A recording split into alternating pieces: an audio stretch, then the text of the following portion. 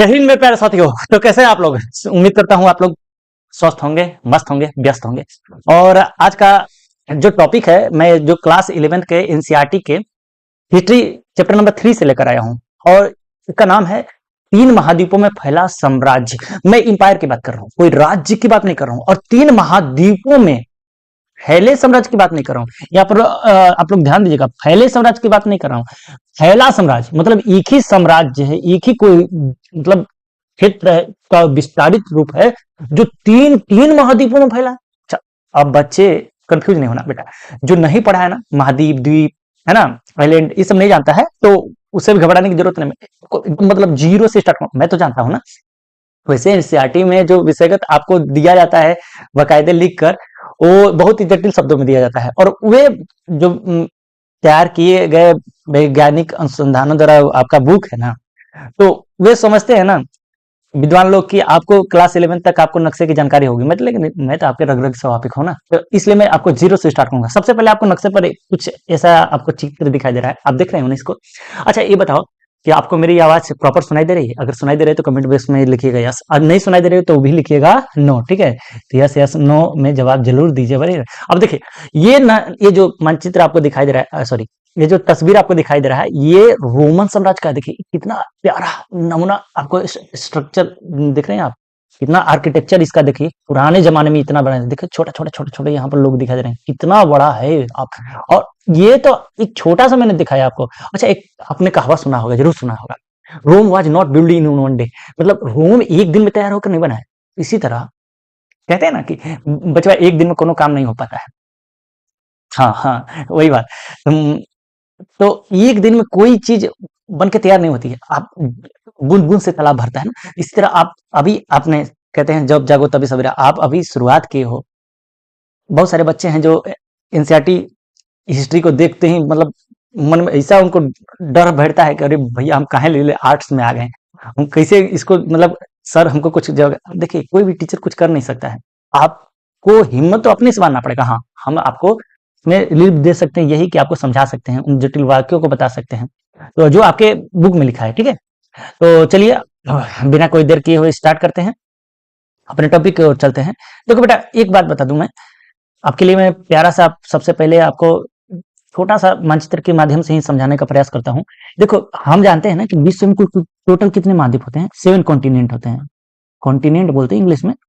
तो महाद्वीप, महाद्वीप क्या होता है बेटा? देखो द्वीप समझते हो आप? द्वीप, द्वीप होता है जो चारों तरफ से ना पानी से घिरा हो, जो चारों तरफ किस चीज से घिरा हो? पानी से घिरा हो, उसको क्या बोलते हैं? द्वीप। ये अगर कोई स्थलीय भूमि है, ये क्या है? स्थल है, स्थल है, स्थलीय भूमि है। और बगल में क्या है? सब पानी है।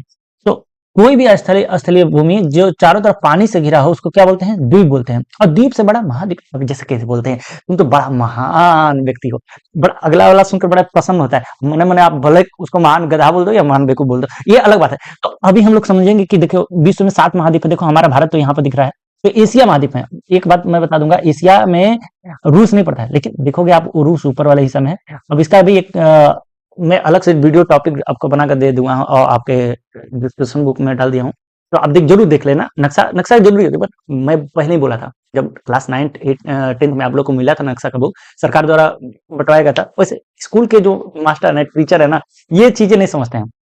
कहते एक मास्टर साहब एक नक्शा के 10 बार देखा हुए हैं, लेकिन लड़का भी यही है, बेच कर संपपड़ी खा गया। बट देखो नक्शा तो एंटीडोट है बेटा, एंटीबायोटिक का काम करता है। हिस्ट्री पढ़ो, ज्योग्राफी पढ़ो, सिविक्स पढ़ो, इकोनॉमिक्स पढ़ो, सब में नक्शे की जरूरत पड़ती है। कोई बताएगा कि नॉर्थ अमेरिका कहाँ है, साउथ अमेरिका कहाँ है, जब आपको यूरोप का राष्ट्रवाद जब क्लास 10th में पढ़ोगे तो यूरोपे नहीं समझ में आए तो कहाँ से ना। हम हर बार स्टार्ट करते हैं, लगभग इस पर तो हजारों बार मैंने बता दिया जब भी क्लास स्टार्ट करता हूँ। कोई बात नहीं, आज भी मैं बताने जा रहा हूँ, अब ध्यान से सुनना बेटा। अभी देखो एशिया का आपने बताया, अभी एशिया एक महाद्वीप हो गया। अफ्रीका जिसको काला महाद्वीप कहते हैं 2 हो गया। ये ग्रीनलैंड, ये तो महाद्वीप नहीं है, द्वीप है, सुने, ये द्वीप है। ठीक है, और नॉर्थ अमेरिका हो गया, साउथ अमेरिका हो गया, नीचे अंटार्कटिका होता है, निर्जन महाद्वीप होता है। इस पर केवल वैज्ञानिक अनुसंधान केंद्र बनाए स्थापित किए जाते हैं, अपने अपने वैज्ञानिक परीक्षण करते हैं। -0 से भी कम है वो माइनस में चला जाता है, -200 -300, कौन रहेगा वहां पर। और एक छोटा सा प्यारा सा ऑस्ट्रेलिया, आपको पता है ऑस्ट्रेलिया महाद्वीप नहीं है, ऑस्ट्रेलिया एक द्वीप है। अरे सॉरी, ऑस्ट्रेलिया एक देश है, और देश का ही कोई राजधानी होता है, तो महाद्वीप का कोई राजधानी नहीं होता। तो ऑस्ट्रेलिया, हाँ, ओशनिया महाद्वीप में एक छोटा सा देश, बड़ा सा देश है, सॉरी सबसे बड़ा द्वीप है, देश है यार, क्या बोला जा रहा है समझ नहीं आ रहा है। ठीक, क्या पहले याद करो, देखो घोड़ाना नहीं, लिख लो अपने, एक अपना नोटबुक उठाओ और कॉपी के पेन के साथ ही बेटा क्लास में बैठा करो कि सब लिखोगे ना तभी समझ में आएगा, अपने से खुद से नोट्स बनाया करो। देखो पहले क्या बताया मैंने, एशिया महाद्वीप 1, Africa 2, north America 3, south Africa 4, south America 4, और ओशिनिया जिसमें ऑस्ट्रेलिया आता है 5, और नीचे है कौन सा, अंटार्कटिका 6, और यही जो यूरोप देख रहे हो ना, यूरोप, तो यूरोप और अफ्रीका और एशिया, इसी में यूरोप यहाँ है 7वां महाद्वीप, यूरोप, अफ्रीका और एशिया, ये तीनों महाद्वीपों में फैला था साम्राज्य। उसी साम्राज्य की बात करने जा रहे हैं। साम्राज्य क्या होता है, साम्राज्य ऐसा कोई भूभाग हो, ऐसा कोई बड़ा सा क्षेत्र हो जिस पर छोटे छोटे छोटे छोटे मतलब कई राजाओं का हो, लेकिन उन राजाओं के ऊपर भी एक शासन सम्राट का हो, सम्राट उन राजाओं से ऊपर होता है, मतलब कि उसकी महत्ता को बताता है। तो देखो आज हम साम्राज्य की बात कर रहे हैं, कोई राज्य की देश की बात नहीं कर रहे हैं, बहुत बड़ा भूभाग की बात कर रहे हैं, 3-3 महाद्वीपों में फैला है। अच्छा एक बात मैं बता दो, एशिया में पूरा तो नहीं फैला है, अफ्रीका में भी आप देखोगे तो केवल सहारा मरुस्थल, यहाँ पे आपको पता है ये सहारा मरुस्थल है, ये सब तो सहारा मरुस्थल के उत्तरी भाग में है, यूरोप के निचले भाग में। आपको मैं जूम करके दिखा देता हूँ, आपको अच्छे से समझ में आएगा। देखो ये आपको दिखाई दे रहा होगा, देखो मैं बता रहा हूँ, ये एशिया है, ये ईरान उरान अरब अरब कुल मिलाए ये सभी एशिया है। तो एशिया के किस भाग में है, देखो इधर तो पूर्व होता है आपको पता है, तो इधर क्या होता है, पश्चिम होता है। तो एशिया के किस भाग में है, पश्चिम भाग में है ना, तो पश्चिमी एशिया में है, और उत्तरी अफ्रीका में, किधर, उत्तरी अफ्रीका में है क्या। और यूरोप का एक नदी होता है, यूरोप में एक, जर्मनी में एक नदी बहती है, यूरोप जर्मन एक देश है, और वहां पर एक नदी बहती है राइन, राइन और डेन्यूब नदी, ऐसे डेन्यूब नदी है, ऐसे ऐसे 10 देशों से गुजरती है। और स्पेन में अल्प्स पर्वत इधर है, स्पेन तक फैला हुआ है, ये रोमन साम्राज्य की मैं बात करूंगा आज, रोमन साम्राज्य। बीच में देखो भूमध्य सागर है, हाँ मेडिटेरियन से क्या बोलते हैं, भूमध्य सागर, बेटा इसको भूमध्य सागर बोलते हैं, भू के मध्य में ऐसे मानते हैं, तो इसलिए भूमध्य सागर बोल देते हैं, भूमि पृथ्वी, ठीक है, 0 डिग्री के आसपास है। तो देखो अभी मैंने क्या बोला, इससे व्यापार हुआ था, भूमध्य सागर को तो ये रोमन साम्राज्य का आत्मा भी बोलते हैं। तो आपको एक पॉइंट आपको मैं बता दूंगा अभी, एमसीक्यू में पूछता है कि भूमध्य सागर को क्या बोलते हैं रोमन साम्राज्य में, आत्मा बोलते हैं बेटा, है ना, ठीक है, ध्यान दो। अब हम लोग क्लास को एंजॉय करते हुए समझेंगे, कहानी के माफिक समझेंगे तो आपको और भी मजा आएगा, ठीक है। तो चलिए स्टार्ट करते हैं। 3 महाद्वीपों में फैला हुआ रोमन साम्राज्य। अच्छा इसमें हम लोग बात करेंगे ईसा मसीह के जन्म से 600 ईस्वी तक। देखो ईसा मसीह का जन्म हम लोग कितना मानते हैं, आपको पता है, आपको पता है ना ईसा मसीह का जन्म कितना मानते हैं, 0 से लेके इधर प्लस में जितने आप जाओगे बढ़ते जाएगा बढ़ते जाएगा, मतलब कि 10 वरिस, 20 वरिस, 50 वरिस, 100 वरिस इधर बढ़ता है, और इधर -1 -2, तो 0 वरिस को हम ईसा मसीह का जन्म मानते हैं। क्या मानते हैं, 0 मसीह को, जीरो को हम ईसा मसीह का जन्म मानते हैं। 600 ईस्वी तक की बात कर रहे हैं। तो रोमन साम्राज्य का विस्तारित भौगोलिक क्षेत्र की अगर बात किया, अभी अभी हमने आपको दिखाया कि महाद्वीप कौन कौन महाद्वीपों में फैला है, एशिया, अफ्रीका और यूरोप। क्या एशिया पूरा एशिया, नहीं नहीं नहीं, पश्चिमी एशिया। तो पश्चिमी एशिया, अफ्रीका क्या पूरा अफ्रीका, नहीं नहीं, उत्तरी अफ्रीका। और यूरोप के जो निचले वाले हिस्सों में राइन और डेन्यूब नदी, देखिए ऊपर में कौन सा, मतलब बताइए, ऊपर में आपको पता होगा नक्शे में, नक्शे में क्या होता है, उत्तर पड़ता है ऊपर में, नीचे क्या होता है दक्षिण। तो इधर क्या हो गया पूरब, और इधर क्या हो गया बेटा पश्चिम। तो इतना तो यार जानकारी होना चाहिए ना। अब देखो उत्तर में कौन सा नदी है, राइन और डेन्यूब नदी की सीमा बनाती है, और पूर्व में कौन सा है, सीरिया, फरात नदी तक। फरात नदी को मैं बता दूं, दजला और फरात दो नदियां हैं, तो फरात नदी तक इसकी सीमा थी, ईरान में फरात नदी बहती है और वहां तक थी। और सहारा मरुस्थल जो है उसके ऊपर, सहारा मरुस्थल के उत्तरी सीमा तक, और स्पेन में तक था, मतलब आल्प्स पर्वत तक। अच्छा इसका इसका आकृति आप देखोगे ना, इसका आकृति देखो, आप दिखा रहे हूँ, देखो ये आपको दिखाई दे रहा है, राइन नदी दिख रहा है, राइन नदी, और ये डेन्यूब नदी सबसे लंबी नदी है, मतलब कि यूरोप की दूसरी लंबी नदी है, सॉरी, लेकिन सबसे अधिक देशों से गुजरने वाली यही डेन्यूब नदी है। हाँ पहली लंबी नदी है यूरोप में, रूस में पड़ता है, ठीक है, वोल्गा नदी है, आपको पता होगा। लेकिन अभी आपको बता रहा हूँ कि दूसरी लंबी नदी है डेन्यूब नदी, और ये 10 देशों से गुजरती है बेटा। और ये देखो भूमध्य सागर बीच में देख रहे हैं, और यहाँ पर ये धीरे धीरे धीरे स्पेन तक ये फैला था। तो स्पेन तक अगर आप देखोगे, मैं आपको दिखा दूं, नक्शे के माध्यम से दिखाना चाह रहा था। अब इसका इसका जो आकृति है अर्धचंद्राकार है, कैसा है, अर्धचंद्राकार है, तो आप देख रहे हो। और यहाँ देखो ये अर्धचंद्राकार नहीं दिख रहा है, ये देखो देखो यहाँ से देखो, ये ऐसे ऐसे है ना, अर्धचंद्राकार हुआ ना, चंदा मतलब आधा चंद्र के समान। और यहाँ देखो ईरान के साम्राज्य, पार्थियन वंश और रोमन साम्राज्य की सीमा कौन नदी बनाते थे, तो फरात नदी। ये बहुत इंपॉर्टेंट क्वेश्चन है आपको, इसलिए मैंने नोट डाउन कर लीजिएगा। ये ईरान के साम्राज्य जो था, ईरान भी उसी समय आपको देख मतलब जब हम इतिहास पढ़ेंगे ना तो यहाँ पर आपको जब रोमन साम्राज्य बताएंगे तो ईरान को भी साथ में परिपेक्ष में लेकर चलना है, क्योंकि धीरे धीरे उससे भी पार्थियन साम्राज्य, पार्थियन वंश है, इसलिए वहां पर पार्थियन बहुत मतलब कुल लोग थे, पार्थियन वंश के जो थे, उतने लड़ाकू नहीं थे। लेकिन उसके बाद ससानी वंश आएगा, धीरे धीरे अपना विस्तारित नीति लागू करेगा, तो फिर यहाँ से ईरान के जो ससानी वंश और ये कौन सा रोमन साम्राज्य से क्या हो जाएगा, थोड़ा बहुत झड़प होगी। तो आगे हम पढ़ेंगे यूनान पर भी किसका कब्जा था, रोमन साम्राज्य। जी हाँ, यूनान है। यूनान जानते हो किसको बोलते हैं, मैसेडोनिया का शासक था, मकदूनिया, मकदूनिया बोलते हैं हम लोग, मैसेडोनिया बोलते हैं। मकदूनिया का शासक आपको पता होगा 326 ईस्वी पूर्व में भारत पर आक्रमण किया था। जो जानते हो, कौन नहीं जानता है इसको, ईसा पूर्व की बात कर रहे हैं। तो 326 ईसा पूर्व को किसने भारत पर पोरस को युद्ध में झेलम विस्तारता के युद्ध में हराया था, कौन, सिकंदर। सिकंदर के मरने के बाद ये यूनान पर भी किसका कब्जा हो गया बेटा, यूनान पर भी कब्जा हो गया रोमन साम्राज्य का। आपको समझ में आ रहा है, यूनान की भाषा जो थी ना वो यूनानी, जिसको हम ग्रीक भाषा बोलते हैं, तो ग्रीक यूनान का ही एक क्षेत्र है, मतलब कि ग्रीक बोलते थे उसको। इटली में कौन सा भाषा चल रही थी, लैटिन। देखो इतना बड़ा देश है भाई, तो यहाँ पर कॉमन सी बात है कि बहुत सारी भाषाएं बोली जाएंगी। तो यहाँ पर देखो आप, मैं बता दूं फिर से आपको, हाईलाइट कर देता हूँ। देखो ये देखो, ये आप देख रहे हो ना, ये तो ये यहाँ पे जूता का शेप में देख रहे हो, जूता का शेप में ये है इटली, इटली। और यहाँ यूनान मैंने बताया था, यूनान में कौन सी भाषा चल रही थी, ग्रीक, ग्रीक।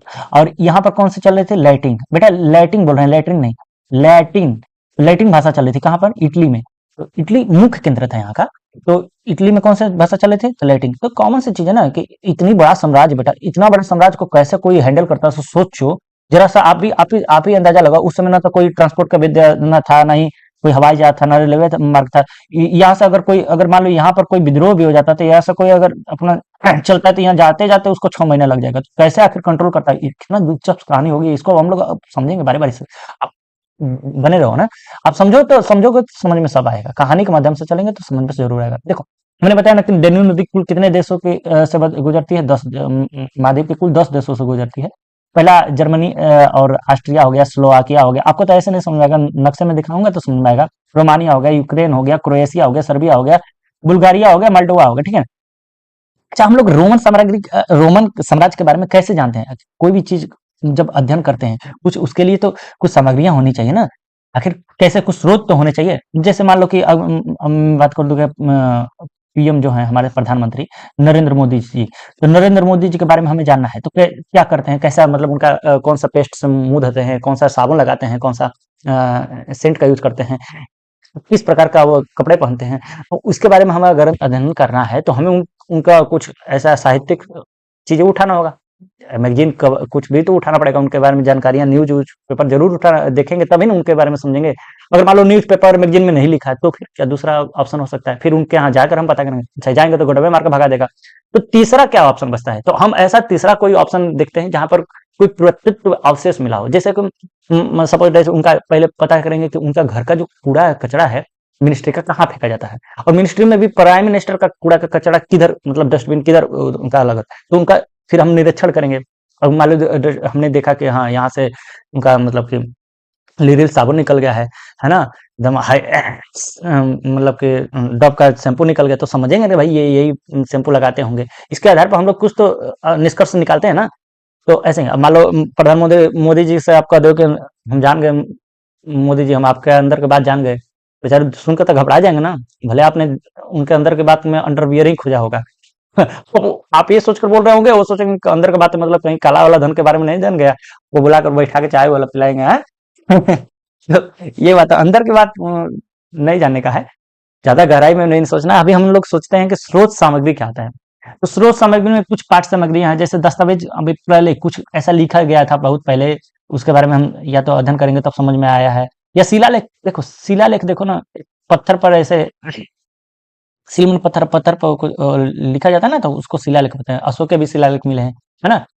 और प्रलेख में देखो कुछ ऐसा लिखा गया होगा जो उस समय मतलब के कुछ ऐसे लोग होंगे जो दिन प्रतिदिन अपना यात्रा वृतांत लिखते होंगे या दिन का दिनचर्या लिखते होंगे, तो कुछ ऐसे भी प्रलेख होते हैं ना कि उसके माध्यम से हम लोग को समझने का।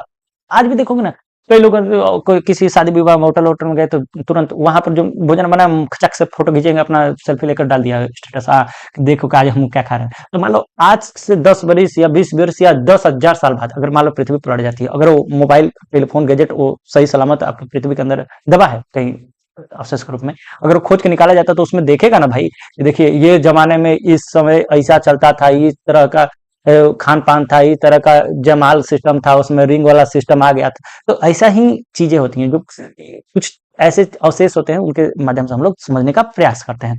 और उस समय जो लिखा जाता था, लिखावट के लिए कोई कागज कलम तो था नहीं, तो उस समय पेपायरस नामक एक, जैसे हम लोग यहाँ ताड़पत्र या भोजपत्र के बारे में हम समझते हैं अपने जब हम लोग हड़प्पा सभ्यता के बारे में या फिर इसके ऐतिहासिक काल के बारे में, भारतीय ऐतिहासिक काल के बारे में जब पढ़ते हैं तो उस समय पेपायरस, पेपायरोलॉजिस्ट होते हैं जो पेपायरस के पत्र पर लिखते हैं। पेपायरस एक तरह का पेड़ है बेटा, पेड़, यहाँ लिखा तो मैंने ब्रीच पेड़ है।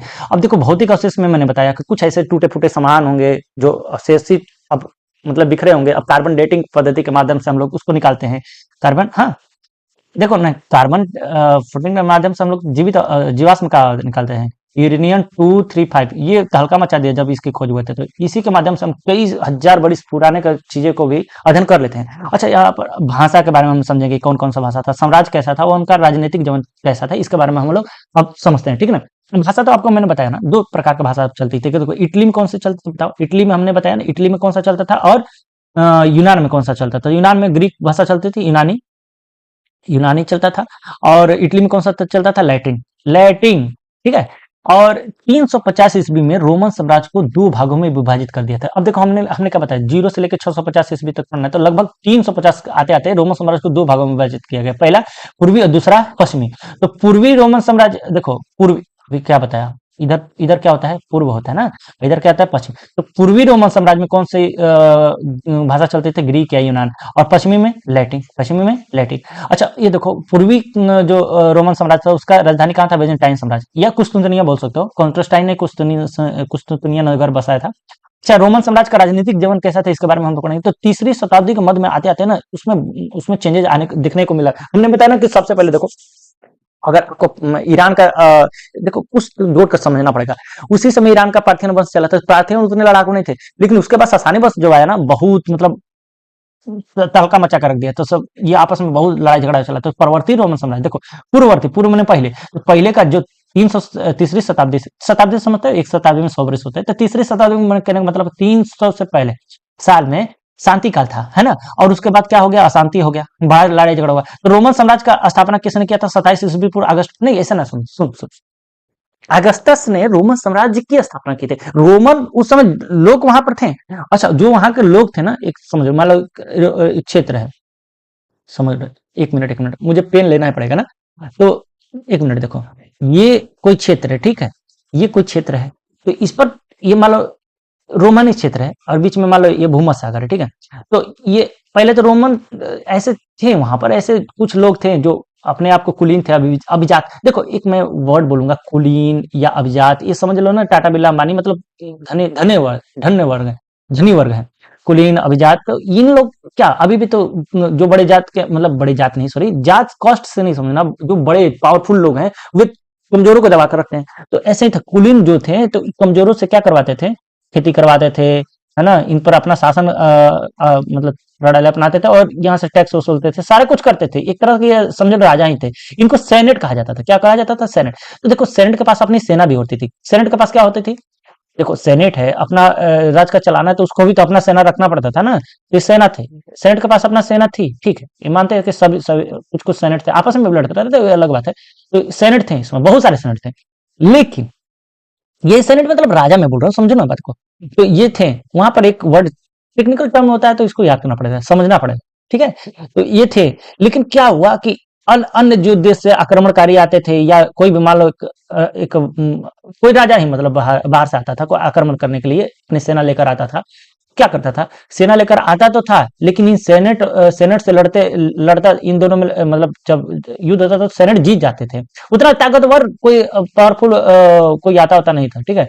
तो यही बात है, लेकिन बाद में को ऐसे ऐसे चलते गया चलते गया चलते गया, लेकिन धीरे धीरे आप देखोगे चेंजेस आने लगा। क्या चेंजेस आने लगा, कुछ ऐसे भी अब जिसकी बात कर रहा हूं मैं 27 ईस्वी पूरा अगस्तस अगस्तस जब आया, अगस्तस बहुत मतलब पावरफुल निकला, इन लोगों से पावरफुल निकला, और धीरे धीरे इस क्षेत्र पर अपना हराते गए इन लोग को। अब बारी बारी से सभी सेनेट को हराते हराते अब इस पर क्या कर लिया था, अधिकार कर लिया। अच्छा जानते हो जब हराएगा तो इसका जो सेनेट का सेना था, इसकी सेना हो गई। अब इसकी सेना बनती जा रही थी, जब हरा दिया तो इसकी सेना को इसने ले लिया ना, अगस्तस ने ले लिया ना। अगस्तस का नाम आप देखो, इसमें कंफ्यूजन है, ऑक्टेवियन लिखा होगा ना, ऑक्टेवियन पूरा नाम था। तो इन लोगों का सेनेट लोगों का सेना भी तो ये ले लेता था। जो सेनेट की जो सेना थी, इसकी तो अपनी सेना थी, और बाकी जो सेनेट की सेना जीता था, इसके ये भी तो इसी की सेना हो गए। तो लगभग देखो ये लोग तो हार चुके थे। एक मिनट डिलीट करता हूं तभी आपको समझ में आएगा ना, ऐसे ऐसे बहुत खींचापीची हो गया। तो देखो ये सेनेट्स क्या हुए, धीरे धीरे इसकी अधीनता को स्वीकार कर लिए। लेकिन अगस्तस जानता था कि देखो इन लोग को निकाल देगा, सेनेट्स को निकाल देगा, तो फिर कहां से आखिर उस फिर राज करेगा, क्योंकि इतना बड़ा साम्राज्य है बेटा, अभी बताया ना कि इतना बड़ा साम्राज्य है, यहाँ से बेचारा चलेगा भी, यहाँ से मान लो कि यहाँ पे इसका केंद्र है, और यहाँ से अगर कहीं कुछ हो भी गया तो कहाँ, मान लो यहाँ पर कोई कुछ मतलब कि ऐसा विद्रोह उद्रोह हो गया, तो ये ऐसा चलते चलते इसको 6 महीने लग जाएगा, तो कैसे करता। तो ये ऐसे ही सब जो सेनेट थे ना, ये इन्हीं लोग से कहता था कि तुम ऐसा करो, टैक्स वसूलो हमको दो, टैक्स वसूलो हमको दो। तो ऐसे चलता रहता था, टैक्स वसूल कर ये लोग देते थे, और कभी कभी विद्रोह करते थे तो मार के कागजानी का ठीक कर देता था, ऐसे सब नहीं रहते थे। तो ये चलती थी। अब देखो फिर क्या हुआ, अब यहाँ से आपको समझ में आ रहा है कुछ। हाँ हाँ हाँ, तो ये चीजें करता था। अच्छा ये अब यहाँ पर 3 पावरफुल लोग हो गए। देखो एक एक कौन कौन सा बताया मैंने अभी, सुनो। अभी हमने बताया 3 पावरफुल, कौन से 3 पावरफुल लोग हैं। एक मिनट पेन कहाँ गया। हाँ, 3 पावरफुल लोग कौन कौन से। एक तो सेना हो गई, सेना हो गई। दूसरा कौन हो गए, दूसरा सेनेट हो गए, 3 वर्ग बना ना। और तीसरा कौन हो गया, ये सम्राट। सम्राट चाहे कोई भी सम्राट हो। अभी तो सम्राट अगस्तस ने उस समय, मतलब अगस्तस के बारे में अभी बता रहा था ना अभी, अगस्तस ने मतलब अपनी वर्चस्व स्थापित कर लिया। और ये अगस्तस किसका पुत्र था आपको पता है, जूलियस सीजर का नाम आपने पढ़ा होगा। जूलियस सीजर, लैला मजनू, हीर रांझा के बारे में कौन नहीं जानता है ना। इनका इनका तो व्यक्तिगत संबंध था क्या, कौन से, मिस्र की रानी। अब आपको बताऊंगा तो फिर कहोगे कि मिस्र किधर पड़ा था, इसलिए मैं बोलता हूँ कि थोड़ा सा अगर क्लास किए रहते मानचित्र का तो आपको इतना ज्यादा मुश्किल नहीं होती। ठीक है, आपको बताता हूँ, मिस्र एक देश है ना, इजिप्ट जिसको बोलते हैं। तो हाँ हाँ, सूरजनगर के बगल में है। तो जूलियस सीजर, क्या ये दत्तक, दत्तक मतलब क्या होता है पता है, गोंद लिया बेटा, गोंद लिया हुआ पुत्र था कौन, अगस्तस। तो समझो उस समय, मतलब अब इतिहास का मैं आपको यही आप करोगे, जब क्लास 11th में बच्चा नहीं पढ़ता है तो क्लास 12th में जाता है, तो अगर वो दे देता है कि चलो मेसोपोटामिया का सभ्यता, या फिर रोमन साम्राज्य और जो हमारा मौर्य साम्राज्य में क्या अंतर थे, यहाँ पर आप देख रहे हो गोद लिया पुत्र को भी इसमें राजा का मान्यता दिया जा सकता था। तो गोद लिया पुत्र है कौन, अगस्तस, जिसको ऑक्टेवियन बोलते हैं ना, अगस्तस। किसका गोद लिया पुत्र था बेटा, किसका गोद लिया पुत्र था, तो जूलियस सीजर का गोद लिया पुत्र था। समझ में आया कुछ, जूलियस सीजर, हाँ क्लियोपेट्रा से इनका व्यक्तिगत संबंध था, आपको समझ में आएगा। तो प्रिंसिपेट क्या होता था, अगस्तस ने जिस क्षेत्र पर कब्जा कर लिया था ना, जी धीरे धीरे आपको पता है ना, जिस क्षेत्र पर कब्जा किया, सभी सैनिक को हराते गया, तो जिस क्षेत्र पर कब्जा करता गया तो उसको उसने नाम दिया, क्या नाम दिया, प्रिंसिपेट। क्या नाम दिया, प्रिंसिपेट। अच्छा प्रिंसेप्स का मतलब तो जानते हो क्या, प्रिंसेप्स का मतलब होता है प्रमुख नागरिक। तो अपने आप को राजा ने बोला, अपने आप को एक प्रमुख नागरिक बोला था। जैसे सेनेट थे, तो सेनेट से के ऊपर एक नागरिक, प्रमुख नागरिक बनाते, मतलब प्रेसिडेंट है मान लो ना। तो अगस्तक सेनेट संस्था द्वारा चुना गया, अतः निरंकुश नहीं था। मतलब कहां से निरंकुश भी तो नहीं उतना था। देखो जूलियस सीजर मानते हैं कि बहुत निरंकुश था। सेनेट का जो सदस्य थे अभिजात और कुलीन वर्ग थे, आपको बताया भी। अब देखो इसी से मैं आपको थोड़ा सा तो कंपेरिजन करके चलना ही पड़ेगा, इसलिए मैं बोल रहा था बार बार कि आपको थोड़ा सा बहुत मतलब ईरान का वंश हम लोग इस समय देखेंगे, ईरान का सॉरी, ईरान का अगर वंश का इस समय देखेंगे तो ईरान में चलता था कौन सा, पार्थियाई वंश। कौन सा वंश, पार्थियाई वंश। तो पार्थियाई वंश उतने शांति काल इनका माना जाता है, लेकिन ससानी वंश जो आया तो युद्ध प्रारंभ कर देता है। उस समय ईरान की राजधानी कौन सी थी, टेसुफ थी। ये भी वन लाइन क्वेश्चन में आपको याद रहना चाहिए। अच्छा सेना में भी इन लोग की ईरान का जो सेना था वो बलात् सेना था, वो जबरी भर्ती करते थे, अर्थात इच्छा के विरुद्ध वयस्कों को पुरुष सैनिक, अब जिसका मने नहीं है सैनिक क्षेत्र में जाने का, उससे जबरी सैनिक बंदूक चलवाओगे तो मार नहीं देगा, कपन कब सीख लेगा तो उल्टे अपना सेना को मार देगा। रोमन साम्राज्य में क्या था ना कि 25 वर्षों का कॉन्ट्रैक्ट पर सेना बहाली किया जाता था। समझो जैसे अभी अग्निवीर वाला 5 वर्ष का लेते हैं, कॉन्ट्रैक्ट की सीमा पर ये लोग 25 वर्षों तक निबंधन पत्र के द्वारा ये लोग निबंधित सेवा मानते थे, तो खुशी से जाते थे यहाँ पर, तो इसीलिए तो रोमन साम्राज्य बढ़ते चला गया। अच्छा, रोमन साम्राज्य अच्छे वेतनमान सुख सुविधा के लिए आंदोलन किया करते थे, क्यों? क्योंकि ये हमने बताया ना, 3 वर्ग निकले, एक सैनिक हो गया, दूसरा हो गया ये सेनेट हो गया, और तीसरा हो गया वो क्या बोलते हैं सेनेट, और तीसरा हो गया सम्राट। तीनों स से हैं, देख लो। तो सम्राट का जो सैनिक था, तो सैनिक तो भले सम्राट का था, लेकिन कहता था कि नहीं जाओ, ये जितने भी सेनेट है ना, अब जो सेनेट बदमाशी करता था, सम्राट सम्राट उसको भेज देता था कि जाओ, सेना को अपने भेज देता था। 1 मिनट आपको दिखा देता हूँ ऐसे, मतलब आप समझो इतना कि मान लो ये रोमन साम्राज्य है, रोमन साम्राज्य में बहुत सारे सेनेट हैं, और इसका एक हेड है सम्राट, क्या नाम, कोई मान लो एक अगस्तस की बात करें, जब जब इस सेना को ये मान लो सेना है, सेना, कोई भी सम्राट कैसे सम्राट बन सकता है जब तक उसकी सेना उसको साथ देगी तब ना। अब इस सेना को वेतन भी चाहिए, वेतन अच्छी वेतन खास खान पान चाहिए, वेतन मान चाहिए, तो वेतन देने के लिए सम्राट कहाँ भेजता था, कहता था कि जाओ, कोनो कोनो मान लो कि सैनिक बदमाशी कर दिया तो कहता जाओ मारो उसको, मारो। सैनिक जाता था, मारता था, और मार के फिर कहता था कि जाओ उसी से पैसा लेकर आओ, उसी से टैक्स मतलब अपना वेतन ले लो, ठीक है। तो एक तरह से वेतन सेनेट ही दिया करते थे, ठीक है। अब उसके लिए कभी कभी नहीं मिलता तो गृह युद्ध जैसा, मतलब गृह युद्ध का ऐसा बन जाता था माहौल। तो सेना जो थी क्या किंग मेकर की भूमिका निभाती थी, यही तो सेना ही तो है, तो आज सम्राट बनाकर रखी है, नहीं तो सम्राट अकेले कितना लड़ेगा भाई। तो सेनेट सेना में से घृणा करते थे। अब देखो सेना जो थे, अब सेना जाती थी सेनेट को मारती थी, मान लो सेना गई सेनेट को मारी, तो सेना और सेनेट में सेनेट क्या मानेंगे, इसको बुरा ही ना मानेंगे, ठीक है। अच्छा, जो ऐसा भी आपके इतिहास में कर लिखे होंगे, इटली से कुछ कुछ ऐसे सेनेट को मार देता था, तो वहां पर इटली से ले आकर बैठा देता था दूसरा, मतलब वहां का जो सेनेट अलग बनाकर इटली से बनाकर लाता था, फिर मतलब इटली के लोगों को सेनेट में बैठा देता था। हाँ, वहां का राजा बना देता था। तो जो इटालियन थे, इटालवी जो थे, जो भी इतिहास लिख रहे हैं, वे लिखते थे सम्राट जो मारता पीटता था, जो सेनेट पर विद्रोह करता था, या विद्रोह करने पर सम्राट उसको मारता था, मतलब कोई सेनेट विद्रोह किया है। अब ऐसा है कि कभी कभी इतना ज्यादा परदादा का खून है, तो ज्वाला मार देता था, तो सम्राट के खिलाफ बगावत कर देता था, तो सम्राट धक उसको कुचवा देता था मजे के। लेकिन जब सम्राट मारता था, तो ये सब इटालवी जो सेनेट बैठे हैं अभी, जब यहाँ का नहीं बताया, अभी इटली से लेकर वो मेरी भाई, इटली से, अब मान लो कि इस सेनेट को पहले मारा था, तो यहाँ पर हटा दिया उसको मारकर, तो यहाँ इटालवी से कुछ लोगों को बैठा कर सेनेट का उपाधि धारण करवा देता था। तो इन सबों को तो कुछ लड़ना झगड़ना नहीं, तो ये सब किताब उताब लिख रहे हैं, जिनका अभी पढ़ रहे हैं हम लोग इतिहास। तो ये बोलते थे ना कि जो सेनेट पर आक्रमण कर रहा है वो सम्राट बुरा है, ऐसे लिखते थे। तो अभी हम लोग इतना, इसलिए मैंने सोच रहा था कि आपको बस नोट्स दे दूं, इतना ज्यादा डीप में आपको समझ में, आप समझोगे तब समझ में आएगा, है ना। पर घबरा नहीं, आप इसको एंजॉय करके सुनोगे तो समझ में आएगा, सारा कुछ समझ में आएगा। अभी समझ में आएगा कि सैनिक किससे घृणा करते थे, सैनिकों से घृणा करते, क्यों? क्योंकि सैनिक उसको मारते थे। समझ में आया, कॉमन सी बात है। सैनिक किस लिए मारते थे? उनको वेतन चाहिए था। क्या चाहिए था? वेतन चाहिए था। अच्छा, इसके बाद कौन देखो, अभी मैं बताया ना, जब रोमन साम्राज्य में अगस्तस के बाद कौन राजा बना, उसका भी दत्तक पुत्र, अगस्तस का अपना कोई पुत्र नहीं बना, तो उसका दत्तक पुत्र कौन था? ट्रिबेरियस, जो 14 ईस्वी से लेकर 37 ईस्वी तक का है। अभी हम लोग 27 ईस्वी पूर्व पढ़ रहे थे, ये 14 से लेकर 37 ईस्वी तक कौन सा बना रहा है? टिबेरियस। इसके शासनकाल में कुछ खास नहीं हुआ, बस ये समझो कि उसके बाद हम लोग पढ़ेंगे त्राजान। त्राजान जो बनता है ना सम्राट, इसमें बड़ा लड़ाई झगड़ा चलता है, तो वही 113 से लेकर 117, ये साम्राज्य विस्तार नीति के मतलब समाज अपना बढ़ाना चाहता था, इसलिए लड़ाई झगड़े। तो आप इसको अभी हम लोग नेक्स्ट पार्ट में इसको कवर करेंगे, ठीक है। तब तक के लिए दीजिए इजाजत, नमस्कार, धन्यवाद।